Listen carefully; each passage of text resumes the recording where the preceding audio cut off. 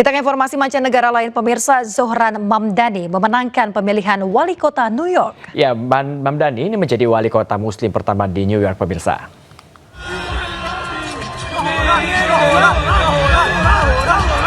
Para pendukung Zohran Mamdani merayakan kemenangan di sejumlah titik kumpul. Mamdani berhasil mengalahkan lawannya, mantan gubernur dari Partai Demokrat Andrew Cuomo dengan 50,4%. Kemenangan Zohran menjadikannya sebagai wali kota muslim pertama New York. Tak hanya itu, pria berusia 34 tahun ini menjadi wali kota termuda. Thank you, my friends.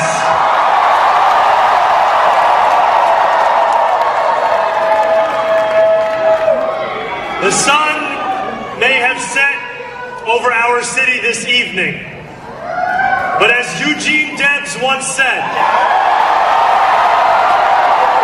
I can see the dawn of a better day for humanity. Saat menyampaikan pidato kemenangannya, Mamdani menyatakan sebagai pribadi yang lebih progresif daripada demokrat-demokrat lainnya. Sebagai representatif generasi muda New York, Mamdani menyadari bahwa dirinya disorot bahkan oleh Presiden AS Donald Trump.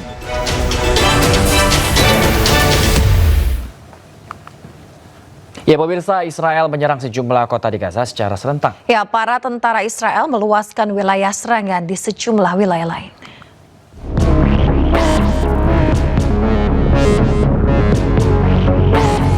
Tepi barat Palestina mendapatkan teror dan serangan secara serentak oleh tentara Israel.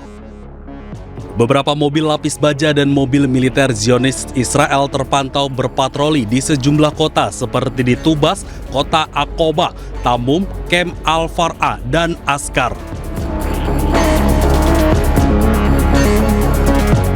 Di tengah penyebaran militer Israel yang semakin meluas, tentara Israel menggerebek sejumlah rumah makan, beberapa diantaranya dijadikan barak militer untuk tentara Zionis Israel. Kondisi ini tentunya merupakan pelanggaran dari perjanjian gencatan senjata, di mana seharusnya Israel mundur dan pergi dari kawasan Palestina.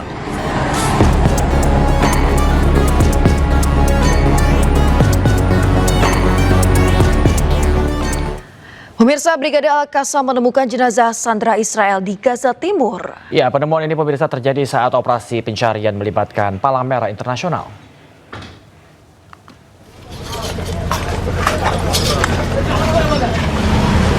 Pasukan bersenjata Hamas Brigade Al-Qassam mengumumkan telah menemukan jenazah sandera Israel di wilayah Sijaiyeh, Gaza Timur. Penemuan itu dilakukan melalui operasi pencarian bersama Palang Merah Internasional dengan bantuan alat berat dari Mesir. Rekaman yang beredar menunjukkan para anggota Brigade Al-Qassam membawa jenazah yang ditutupi kain putih, sementara staf Palang Merah Internasional berkoordinasi dengan para pejuang di lokasi. Jenazah yang ditemukan kemudian dievakuasi menggunakan mobil dan rencananya akan diserahkan kepada otoritas yang berwenang.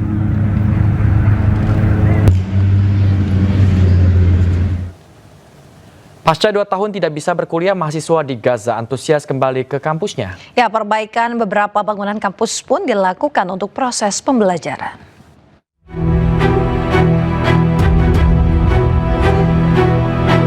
Sejumlah mahasiswa antusias mendaftarkan diri di universitas mereka sebagai persiapan tahun ajaran baru. Perkuliahan tatap muka akan dimulai pada Sabtu pekan depan.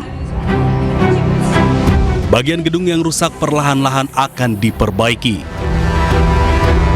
كنت دايما انا اسمع قديش الجامعه متدمره وقديش فيها دمار، لكن اليوم انا اجيت اسجل فشفت كميه الدمار اللي صاير، فعن جد انه انا انصدمت قديش في دمار، لكن على الرغم من كل هذا الا انه احنا جينا بدنا نسجل وجينا بدنا ندرس، لانه احنا شعب صامت، فما فيش شيء بيمنعنا. الى الحد الادنى من الأثاث، الحد الأدنى من شبكات الكهرباء، الحد الأدنى من الإنترنت.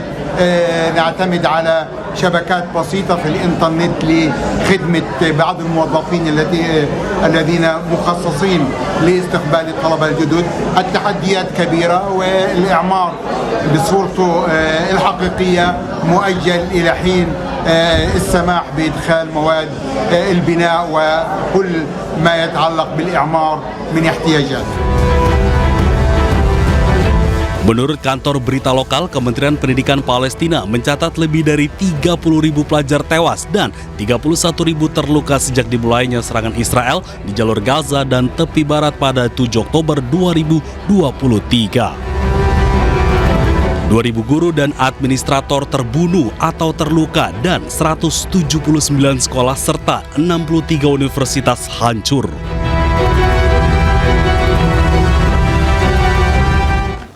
Kita beralih ke informasi selanjutnya, pemirsa. Bongkar status pendidikan dan ijazah Gibran Raka Buming Raka, pakar telematika Roy Suryo lakukan investigasi ke Australia.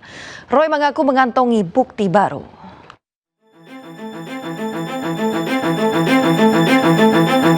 Polemik latar belakang pendidikan Wapres Gibran Raka Buming Raka kian memanas setelah digugat Subhan Palal terkait ijazah Gibran yang menurutnya tidak memenuhi persyaratan sebagai cawapres. Kini giliran Roy Suryo yang turun tangan. Mantan Menpora itu sengaja terbang ke Australia untuk melakukan investigasi. Selama di Australia, Roy mengaku menelusuri beberapa tempat, termasuk University of Technology Sydney atau UTS. Dari hasil penelusurannya, dengan tegas Roy mengatakan 99,9% Gibran tidak pernah tercatat sebagai lulusan resmi. Roy bahkan menantang putra Joko Widodo itu menunjukkan sertifikat atau ijazah dari UTS. Yang pertama kita tantang, Gibran punya ini atau tidak? Ya.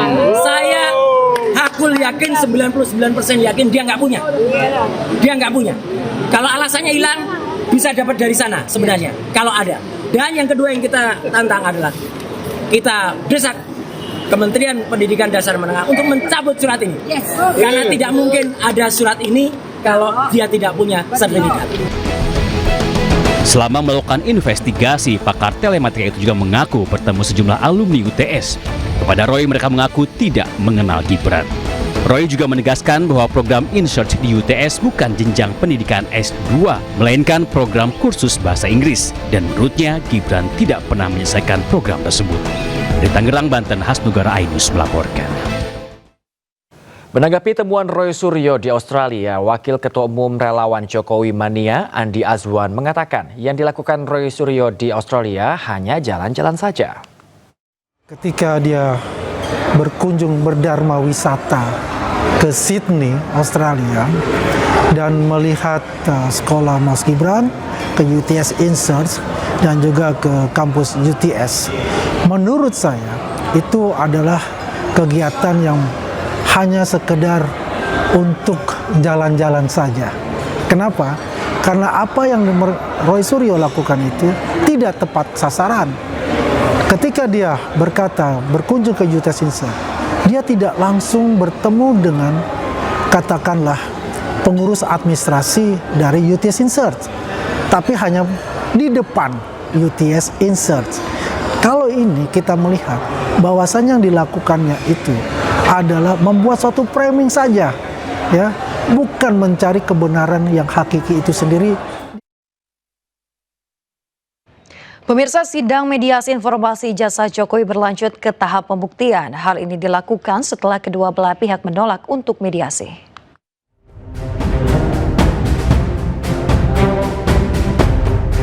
Majelis Hakim Komisi Informasi DKI Jakarta menggelar sidang perdana gugatan yang dilayangkan pengamat kebijakan publik Bonatua Silalahi pada Rabu siang. Bonatua menggugat Lembaga Kearsipan Daerah atau LKD Jakarta lantaran tak memiliki salinan ijazah Jokowi yang digunakan mendaftar sebagai calon gubernur DKI Jakarta 2012. Dalam sidang perdana, kedua belah pihak menolak melakukan mediasi sehingga sidang dilanjut ke tahap pembuktian. Tapi kita bicara soal kebenaran ilmiah. Apakah ijazah itu betul-betul ada atau tidak? Dan hari ini kami kecewa. Maka kemudian kami mengambil sikap untuk tidak menempuh mediasi, tetapi langsung kepada pemeriksaan pokok perkara, membuktikan dalil-dalil pemohon dan membuktikan dalil-dalil termohon. Dan nanti pada saat sidang berikutnya kami sudah akan mengajukan. Selanjutnya, sidang lanjutan dengan agenda pembuktian rencananya akan digelar pada Desember mendatang. Dari Jakarta, Tim Liputan iNews melaporkan.